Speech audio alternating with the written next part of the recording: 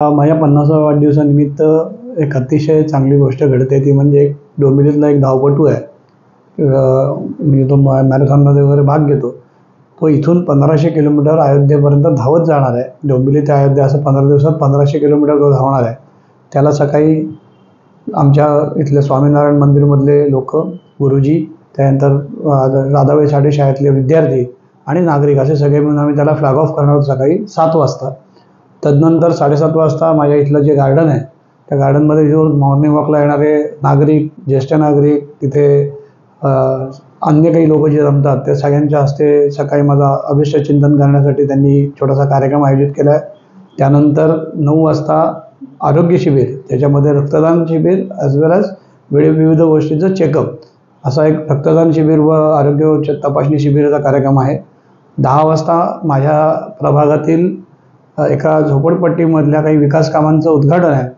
तदनंतर 11 वाजता आम्ही कुष्ठरोग वसाहत कल्याण डोंबिवलीमध्ये जी कचऱ्याला आहे तिथे त्या कुष्ठरोगांना आम्ही उद्या घोंगडी वाटपाचा कार्यक्रम ठेवला आहे.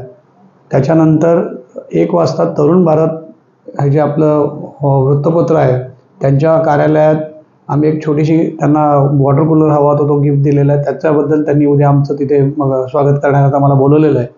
आणि त्यानंतर 4 वाजता डोंबिवली प्रेस रूम जो लोकशाहीचा 4था स्तंभ आहे त्यांनी त्यांच्याकरता CCTV जे लावलेलं आहे त्याचं उद्घाटन उद्या संध्याकाळी 4 वाजता होणार आहे.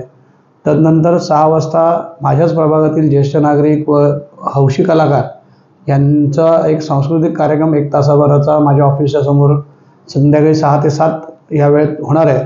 आणि त्यानंतर 7 वाजल्यानंतर सगळे जे प्रभागातील नागरिक, माझे आप्तेष्ट मित्रमंडळी, माझे हितचिंतक, मान्यवर नेते मंडळी, मान्यवर माझे सहकारी जे नगरसेवक होते ते सगळे, महापौर माझी, हे सगळेजण मला भेटायला येणार असा दिवसभराचा उद्याचा कार्यक्रम आहे.